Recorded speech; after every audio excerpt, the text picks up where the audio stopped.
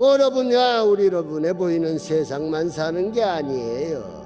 영적인 세계도 존재합니다. 지금 이 순간 여러분이 이 영상을 보거니 이 영상을 보고 일상 속에서 밥을 먹고 일을 하고 가족과 시간을 보내는 동안에도 보이지 않는 곳에서 여러분의 영혼을 위한 싸움이 벌어지고 있어요. 이건 진짜예요. 강렬하고요. 우리의 싸움은 혈과 육을 상대하는 것이 아니라는, 여러분은 매일 천사들이 여러분을 지키기 위해 싸우고 마귀가 여러분을 함정에 빠뜨리려는 것을 느끼지 못할 수도 있어요. 하지만 이 영적인 힘들은 우리 주변에 있어요. 선한 것도 있고 악한 것도 있죠. 이 힘들은 우리가 내리는 모든 결정, 떠오르는 모든 생각에 영향을 미칩니다. 천사들은 빛의 칼을 들고 여러분의 발걸음을 감싸며, 하느님 마귀는 어둠 속에서 속삭이며 왜 보이지 않는 전쟁을 어떻게 알아차릴 수 있을까? 좋은 질문이에요. 왜냐하면 이 신호를 모르면 우리는 속아 넘어갈 수 있고 마귀에 덫에 걸릴 수도 있거든요. 무지는 안전이 아니라 위험이에요. 마귀의 목적은 평화를 빼앗고 기쁨을 죽이고 하느님과의 관계를 망가뜨리는 거에 관계로 그의 책략을 다듬어 왔어요. 그는 잠들지 않아 여러분이 무너지길 바라며 한순간의 방심을 기다려요. 하지만 여기 희소식이 있어요. 이건 모든 걸 바꿀 소식이죠. 예수님께서 이미 승리를 거두셨습니다. 그분의 십자가 죽음, 거친 나무에 흐른 피, 그리고 무덤에서 이르길 깨부수셨고 마귀의 운명을 끝장내셨어요. 우리는 그분을 통해 승리자 이상이 되었어요. 남는 게 있어요. 그러니까 분명한 신호들이 있어요. 경고등 같은 것들이죠. 이건 누군가의 삶에서, 심지어 우리 자신에게서도 마귀가 일하고 있을 때 나타나는 흔적이에요. 오늘 저는 6가지 신호를 여러분과 함께 살펴볼게요. 이건 단순한 인간의 약점이나 나쁜 날이 아니에요. 뭔가 더 깊은, 더 어두운 것이 움직이고 있다는 경고예요. 왜 이게 중요하냐고요? 위험적인 공동빛 때문이에요. 여러분의 영적인 것, 그의 거짓은 큰 소리로 오지 않아요. 조용히 스며들어요. 교묘하고 은밀하게 마음의 뿌리를 내리며 잡초처럼 진리를 질식시키죠. 첫 번째 신호는 속임수예요. 성경은 사탄이 빛의 천사로 가장한다고 경고해요. 고린도서 15분 4챕터 기스 나타나지 않아요. 달콤한 거짓말을 소리로요. 처음엔 좋아 보이. 민수는 웃음이 많고 매력적인 친구였죠. 눈이 반짝이고 말투가 따뜻해서 처음 만나는 사람도 금세 마음을 열었어요. 근데 시간이 지나면서 이상한 점이 보였어요. 말과 행동이 달랐어요. 이사 도와줄게라고 약속하고선 당일 연락도 없이 사라졌어요. 자기 잘못을 감추려고 이야기를 살짝씩 비틀었죠. 내가 그런 말 한 적 없는데 안 깜빡이고 가자고 눈물까지 말했더라고요. 그건 단순한 실수가 아니었어요. 계획된 거짓이었죠. 사람을 속여 이득을 챙기려는 계산이었어요. 속임수는 진실을 왜곡하고 마음을 혼란의 미로에 가두고 하느님의 단단한 진리에서 멀어지게 해요.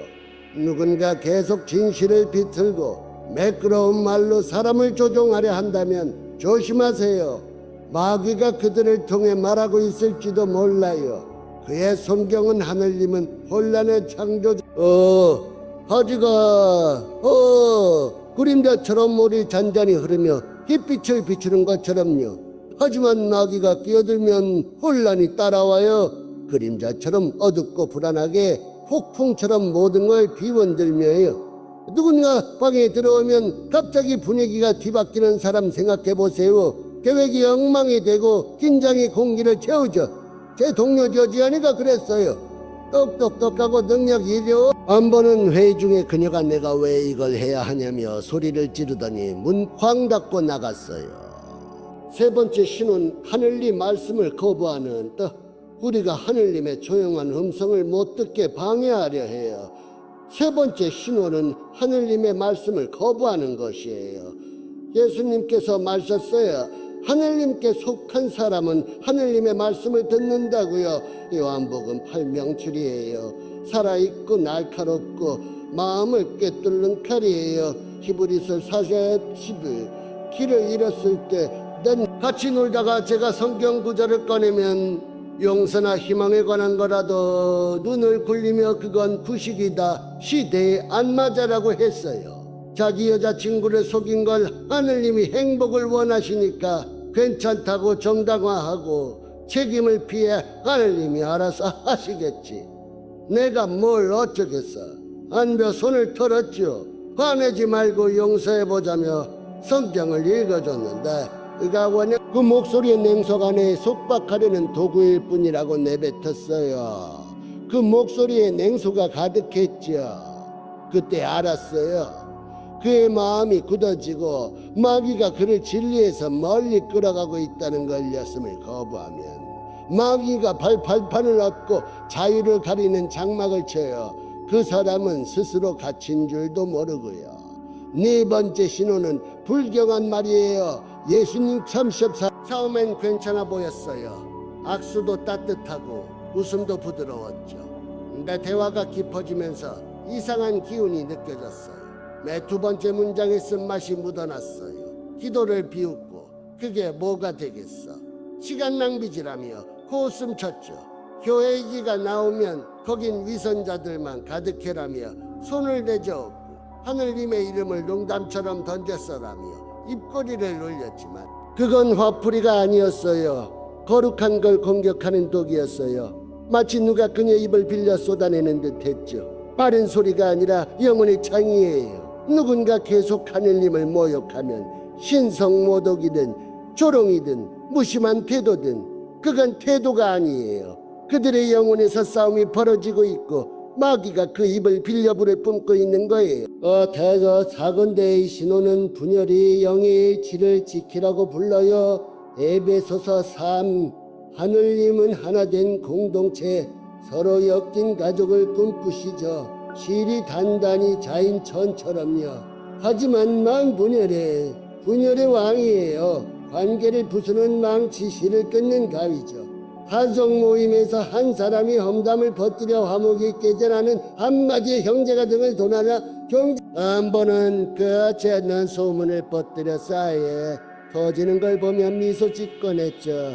한 번은 그가 제가 너 돈 훔쳤대라는 소문을 퍼뜨렸어요. 사실이 아니었는데 친구들이 서로 고함치며 갈라섰죠. 나중에 태영이 혼자 커피 마시며 씩 웃는 걸 봤어요. 그는 그걸 즐겼어요. 마치 분열이 그의 숨소리 같았죠. 그는 우리를 고립시키고 약하게 짐승 같아요. 화내는 건 사람이라면 누구나 하지만 통제되지 않는 분노는 달라요. 짐승 같아요. 성경은 화가 나도 죄를 짓지 말라고 해요. 히브리서 4, 26, 27. 이웃 상민이 그랬어요. 사소한 일, TV 소음, 열쇠를 잃어버린 것에도 폭발했어요. 어느 날 차가 안 켜진다고 창문을 망치로 부쉈어요. 유리 조각이 사방으로 다가가. 한 번은 길에서 누가 그의 어깨를 스쳤는데 상민이 소리 지르며 주먹을 휘둘렀어요. 다행히 제가 말렸지만요. 그건 단순한 화가 아니었어요. 그를 지배하는 불이었죠. 꺼지지 않는 화염이었어요. 그런 분노는 마귀에게 문을 열어줘요. 파리를 태우고 평화를 깨뜨리고 사랑을 잿더미로 만들죠. 분노 어둠이 그가 명자를 지배하면 더 깊은 먹이고 굳으셔. 마귀는 소란스럽게 나타나지 않아요. 사람, 상황, 심지어 우리 마음의 조용한 구석을 통해 움직이죠. 여러분 주변에서 이 패턴을 보셨을지도 몰라요. 친구, 동료, 가족 혹은 나 자신에게서요. 저도 그랬어요. 몇 년 전 힘든 시기를 겪었죠. 일이 너무 많고 돈 걱정에 자정을 내고 괜찮다며 작은 거짓말로 대화를 갖고 피를 엎었다고 소리 어깨더이다 스며들고 있었죠. 제 마음의 틈을 파고드는 그림자였어요. 부엌에서 무릎 꿇고 기도했어요. 하늘님, 저를 다시 잡아주세요. 기어둠에서 꺼내주세요. 천천히 확실히 새벽이 어둠을 밀어내듯이요. 그게 우리 힘입니다. 마귀는 강하지만 예수님은 더 강하시고 언제나 우리를 구덩이에서 끌어올리세요. 속임수로 시작된 전쟁이요, 거대한 무대 위의 교향곡처럼요. 역사에서도 봤죠. 속임수로 시작된 전쟁, 분노로 깨진 가정, 소문으로 갈라진 마을. 같은 게임이에요. 더 큰 판일 뿐이죠. 하지만 우리는 무기력하지 않아요. 하늘님께서 갑옷을 주셨어요. 에베소서 6권 믿음으로 마음을 지키고 기도로 하늘의 불을 부르죠. 제 친구 미영이를 떠올려. 미영이는 말했어요. 안녕가. 그녀는 자유롭고 예수님의 승리를 선언했죠. 미영이는 말했어요. 안개가 걷히는 기분이었어. 사슬이 끊어지는 소리가 들렸어. 지금 그녀는 자유롭고 다른 이들을 돕는 모임을 이끌어요. 그게 예수님이 하시는 일이에요. 더 깊이 들어가 볼게요. 이 전쟁은 밖에만 있는 게 날 듣고 계시. 뉴스를 보다가 세상이 너무 무겁게 느껴질 때 폭력, 증오, 혼란, 하늘님은 어디 계신가? 라고 묻죠. 그분은 거기 계세요. 우리가 상상할 수 없을 만큼 치열하게 싸우고 계세요. 제 삼촌 철수를 생각해요. 좋은 분이었죠. 열심히 일하고 가족을 사랑했어요. 근데 날카로운 면이 있었어요. 정치 얘기만 나오면 폭발했고 일이 안 풀리면 난가뜨리고 어느 크리스마스에 제가 성경을 선물했어요. 삼촌 혼자가 아니에요라는 쪽지를 넣었죠. 어떤 후 전화가 왔어요. 그거 읽었어. 뭔가 변하고 있어. 목소리가 떨렸죠. 지금은 부드러워졌어요. 완벽하진 않지만 전쟁이 바뀌고 있어요. 그게 싸움이에요. 마귀는 우리를 고립시키고 하늘님은 우리를 하나로 묶으세요. 그럼 어떻게 해야 할지세요? 고요하며 어둠을 쫓는. 잠들지 말고 이 신호를 보세요. 여러분과 주변에서요. 둘째 간절히 기도하세요. 하늘님 축복해 주세요가 아니라 전투에 왜 짜증낼 때, 배우자가 멀어질 때, 친구가 혼란에 빠질 때 기도하세요. 기도는 무기예요. 요새를 무너뜨리는 흰고린도서 일모들이는 고린도서 14차이죠. 무기의 권능을 제하니. 마귀는 두려움에 떨게 하고 싶지만 그는 이미 졌어요. 십자가가 그의 패배고 빈 무덤이 그의 악몽이에요. 여러분 상상해 보세요. 안개 낀 전쟁터에 서 있는 자신을요. 험소리가 들리고 땅이 흔들리지만 적도 아군도 안 보여요. 그게 이 세상이에요. 혼란스럽고 시끄럽죠. 근데 딜에게야 그분이 싸우고 계시고 여러분에게 방패와 횃불을 주셨어요. 시그너에서 풀려난 사람들, 혼란에서 돌아온 가족들, 누군가 기도하고 사랑했기 때문이에요. 제 사촌 은주는 마약에 빠졌었죠. 자신이 구원받을 수 없다고 믿었어요. 그녀의 엄마는 포기하지 않았어요. 매일 음성 메시지를 남겼죠. 은주야, 하늘님이 널 붙잡고 계시고. 그 메시지를 들었어요.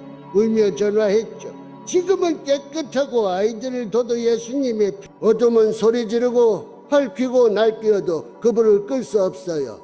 저는 왔어요. 분열로 찢긴 가정이 다시 이어지고 증오가 사랑으로 변하고 절망에서 삶이 변했어요.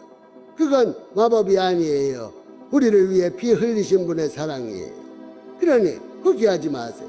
우리 신호를 보면 속임수, 혼란, 분노, 속임수, 혼란, 분노 싸우고 있다면 숨지 말고 손을 내밀어요. 우리 함께 싸웁시다. 그게 여러분의 방패예요. 5분, 10분 기도하세요. 사랑하는 사람들을 위해 하느님의 보호를 구하세요. 여러분이 이 신호와 싸우고 있다면 고백하세요. 하느님, 제가 혼란스러웠어요. 끊어주세요. 그분은 화내지 않으세요.